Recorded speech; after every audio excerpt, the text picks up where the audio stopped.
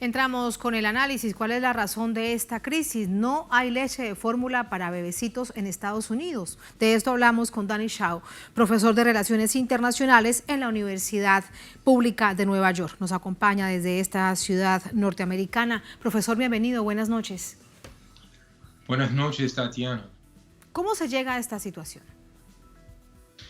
Sí, es descabellado que en el país más rico del mundo, con una economía que llega a 23 trillones de dólares cada año, que no pueden producir suficiente leche y alimentación para los niños de la ciudad que representa el centro económico de este país. Pero cuando tiene que ver con Ucrania y con una guerra que se ha convertido en una ciénaga, lo que ellos quieren hacer es convertirlo en una ciénaga contra Rusia. Ahí sí, mágicamente sí aparecen 40.000 millones de dólares, porque aquí la prioridad siempre es más policía, más soldados y más guerra, y no hay una inversión fuerte en las comunidades más necesitadas. Dicen entre las razones, por lo menos en eso coinciden distintos medios de comunicación al respecto, lo que hemos leído que sale con información desde Estados Unidos. Uno, que es la pandemia, y dos, la planta de producción de Michigan de Abbott, que cerró por la muerte de estos pequeñitos. Pero aquí de nuevo, estamos hablando del monopolio total de una sola empresa, es decir, sí, solamente una empresa produce esta leche de fórmula para los niños y niñas en Estados Unidos. O sea, es el absoluto monopolio. Sí, la privatización aquí está fuerte, hay una competencia constante y hay grandes monopolios entonces que controlan la gasolina, la comida y las cosas que nosotros más necesitamos. Agregamos a eso una tasa de inflación, la más alta que hemos visto desde 1981, cuando la crisis con Ronald Reagan, de 8.5 la tasa de inflación, y nuestras comunidades están sufriendo demasiado. Uno va al supermercado y la carne, la leche, está carísimo, como nunca hemos visto. Más la transportación, el combustible. Entonces, ¿qué provoca eso? Provoca más necesidad, hay más desempleo, más desesperanza, que resulta en más crimen, más balaceras. Entonces, nuestras comunidades, específicamente aquí en Nueva York, siguen sufriendo demasiado. Dice el alcalde de Nueva York que se decreta el estado de emergencia por esta situación. ¿De qué crees que servirá, profesor? Bueno, Eric Adams, el nuevo alcalde, a partir del primer día del 2022, él es un representante de la policía, es un policía ya jubilado.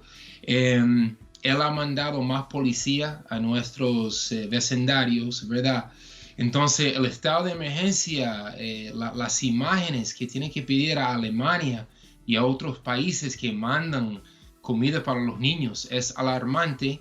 En la economía que finge ser, en el país que finge ser el más, entre comillas, democrático y toda su retórica. Y hoy mismo Biden confirmó que él no tiene miedo de invadir a Taiwán y a China y provocar otra guerra. Entonces, Eric Adams es otro representante, el alcalde de Nueva York, de la clase dominante, pero es alarmante que hasta él ha tenido que declarar ese estado de emergencia. Hasta eso y nada más y nada menos que en Nueva York. Por último, profesor, también hay algunos analistas que dicen que esto tiene que ver con el borrador que se filtró a la prensa intencionalmente sobre la decisión de la Corte Suprema de Estados Unidos, la Corte Suprema de Justicia, contra el aborto. ¿Qué relación le ve usted? ¿Qué tan viable es? Porque si es así, bueno, permítame aquí le pregunto algo, si es así, teniendo en cuenta que la mayoría de magistrados son republicanos, sería una especie de boicot al presidente Biden.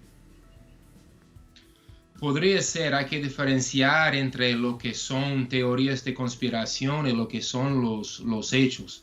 No creo que esos jueces, aunque sí son republicanos, son conservadores, son muy antipueblo, antipopular, no creo que tengan esa capacidad. Ahora, la decisión de quitar Roe versus Wade, los derechos reproductivos de la mujer, ha causado que millones y millones de mujeres y ciudadanos han tomado las calles en protesta. La Corte Suprema siempre ha funcionado para controlar la lucha de clases, para taparla, para que no salgan masivamente a las calles. Entonces hay un gran debate hasta dentro de los republicanos, porque si provocan un movimiento masivo a los 2 años del asesinato de George Floyd, a ellos no les conviene que hay millones de personas protestando en la ciudad de Nueva York y a nivel nacional, pero hay que seguir analizando ese punto.